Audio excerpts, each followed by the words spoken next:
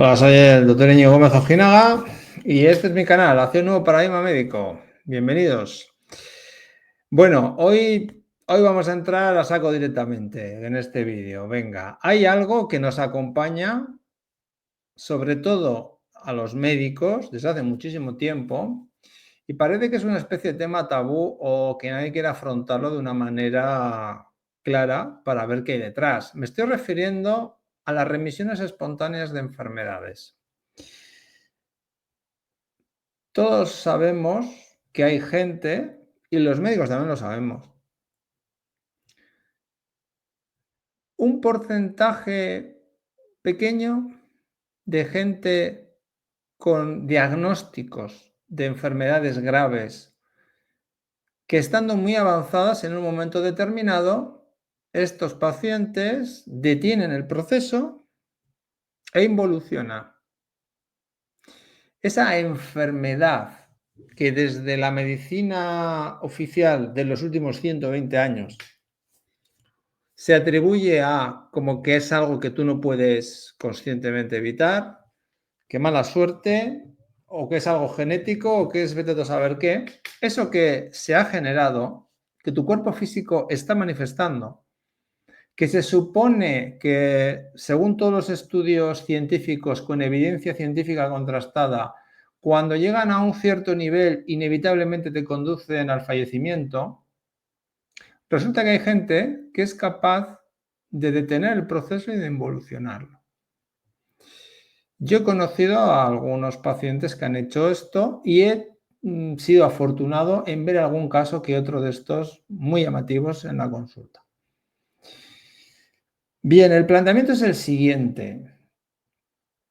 Si toda la estructura biológica está pivotando hacia una finalización, ¿por qué en un porcentaje, por muy pequeño que sea, de seres humanos, se da este proceso de detención de la evolución biológica hacia un fallecimiento? Y no solamente eso, sino que además hay una recuperación, en muchos casos, muy rápida, y ese proceso no vuelve a aparecer nunca, hasta que el paciente haga, cuando tenga que hacerlo, su tránsito, su fallecimiento. Estos casos son muchos más de los que creemos. Cuando uno rasca e investiga, se encuentra, primero, que no hay una estadística. Segundo, que nadie esté interesado en registrar estos casos en la medicina oficial para hacer, aunque solo sea una casuística, una estadística, y no, ya digo ya, una siguiente investigación de que cada caso en concreto, según esos estándares científicos que nos venden para todo lo demás, se pudiera hacer viendo cada paciente que ha sufrido en este caso, que ha tenido una remisión espontánea, qué ha hecho, qué ha dejado de hacer para intentar entender cómo ha ocurrido. Pero he aquí que no hay nada de esto. Yo puedo entenderlo como médico que soy. Yo que he pasado hice la carrera de medicina,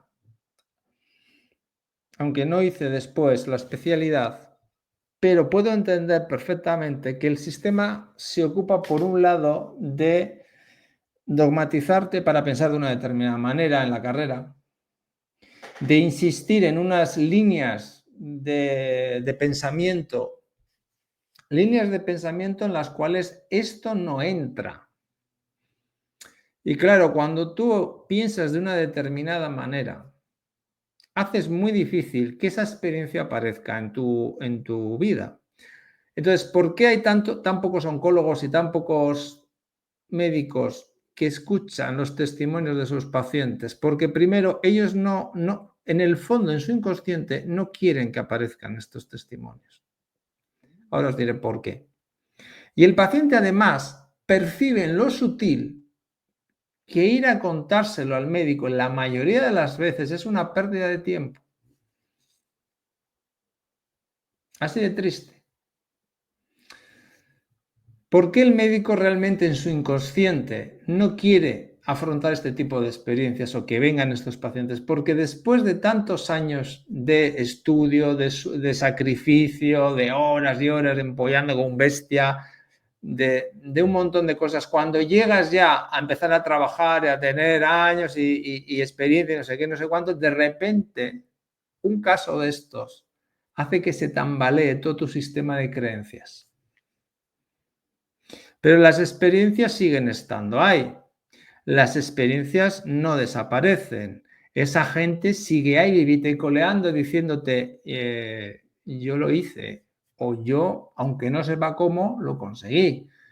O yo, sabiendo lo que hice, lo hice de esta manera, lo hice de la otra. Eso es una realidad que continuamente se intenta ocultar. Hoy es el momento de mirar a la frente, de mirarla de frente y de ponerla encima de la mesa, sin tapujos. Porque esa experiencia hecha por tierra, toda la construcción del sistema de enfermedades, de la concepción de la enfermedad que tiene la medicina alopática desde hace 100 años. Porque solo se acepta la estructura biológica y bioquímica del ser humano. Pues señores, cuando la estructura biológica y bioquímica del ser humano está con 1 mes de esperanza de vida o con 3 meses de esperanza de vida por todas las estadísticas maravillosas y por todas las experiencias que tenemos en medicina, de repente un paciente hace algo que no entra dentro de la lógica biológica y bioquímica. Por lo tanto, si eso ocurre, aunque fuera en un porcentaje muy pequeño, lo primero que los médicos tendremos que plantearnos de verdad es qué es la enfermedad de verdad y qué factores reales hay en el origen de una enfermedad, y muchos de ellos además darnos cuenta y abrirnos mentalmente a que están en lo invisible, donde se mueve todo nuestro mundo mental, nuestro mundo emocional y todo nuestro mundo energético. Y que eso tiene una relación directa con lo que está ocurriendo a nivel biológico y bioquímico. Es más, que lo biológico y lo bioquímico no deja de ser otra manifestación energética, pero más densificada del coche que pilotamos. Pero aunque tú no te creas eso, aunque tú te creas que solamente eres una estructura biológica y bioquímica, ¿qué explicación le damos a estos procesos? Desde una concepción materialista, atea y cientifista biológica y bioquímica, no se pueden explicar. Entonces, ¿qué hacemos? ¿Cerramos los ojos y decimos que no existen? Porque el paciente sigue estando ahí y te está diciendo, pues mi proceso oncológico, mi proceso crónico grave, mi proceso degenerativo se ha detenido y ha evolucionado. Ese paciente sigue estando ahí. Esta sería una de las grandes responsabilidades que como médicos, si fuéramos todos médicos vocacionales, deberíamos de afrontar a día de hoy. Y que desgraciadamente la afrontamos o nos planteamos su estudio, nos planteamos intentar entender qué ocurre muy pocos. Muy pocos. Al médico alópata realmente, desgraciadamente, es un incordio un paciente de estos. Si eres vocacional y el paciente llega a ti y te lo cuenta, afortunadamente escuches que hay todavía médicos que se alegran, pero hay algunos que les incomoda tremendamente. Es triste observarlo, pero es así. Y en el fondo está lo que os he dicho antes. La incompatibilidad del enfoque que se tiene en la medicina alopática con ese tipo de experiencias reales que las tienes ahí. Te están tocando a la puerta y le tienes que dar una explicación y no puedes darla. Habrá sido un error de diagnóstico, habrá sido un efecto secundario beneficioso del tratamiento que se te puso. Nos podemos seguir autoengañando, compañeros, con todo lo que queráis. Pero el caso es que estos casos están ahí y yo os digo que van a aumentar, porque están aumentando. Tal vez en un porcentaje, en un sector de la población es donde vamos a ver un aumento de estos casos. En otro sector de la población probablemente no vaya a haber ningún aumento de estos casos. ¿Y dónde está la diferencia? Pues de nuevo, en cómo vemos la vida, en cómo la sentimos, en cómo creemos que es y en qué coño pensamos o creemos que somos. Porque ahí está el despliegue de todo el potencial que el ser humano tiene. Para mí hay un libro que sería de obligada lectura en la carrera de medicina que evidentemente no sé qué no va a pasar. Pero fue un libro que muy bonito, muy corto de leer y muy fácil, para mí de los más agradables y más impactantes que en su día leí, que es el libro de Anita Moorjani, que se titula Muero para ser yo. Y está basado en su propia experiencia vital, que además está registrada clínicamente en una clínica de Hong Kong, en un hospital de Hong Kong, en el cual ella, atravesando un linfoma terminal con 24 horas de vida, de esperanza de vida, entra caquéctica, entra totalmente desnutrida, con unos ganglios como limones, unos ganglios linfáticos como limones, de grandes, entra en coma. Y un paciente que te entra así en urgencias, no le das más de 24 horas. Ella tiene dos experiencias muy bonitas, que además son dos temas que normalmente se estudian por separado, pero que en este caso se dan a la vez, que es el de una experiencia cercana a la muerte en la cual ella se desdobla y puede estar en varios sitios a la vez, con un hermano que viene de viaje, está viendo lo que dicen los médicos y los familiares cuando ella está intubada y en coma. Y cuando despierta del coma, porque se despierta, les dice a los médicos, tranquilos que me voy a poner bien, y entonces hace un proceso de remisión espontánea de enfermedad a una velocidad impresionante. Os recomiendo que leáis el libro, los que no lo hayáis leído, porque es cortito, fácil de leer y realmente es una experiencia que se te pone delante de las narices y te obliga a replantearte eso o a taparte las orejas y meter como el avestruz la cabeza debajo de la tierra, ¿vale? Si no la quieres saber, pues nada, tú mismo, pero cuando toca algo en ti, ya no hay marcha atrás.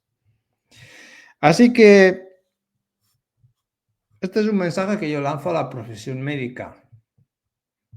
Compañeros, el tema de las remisiones espontáneas de enfermedades está ahí, tocando la puerta. Y vosotros, la mayoría en nuestro gremio, no hace caso a esa llamada.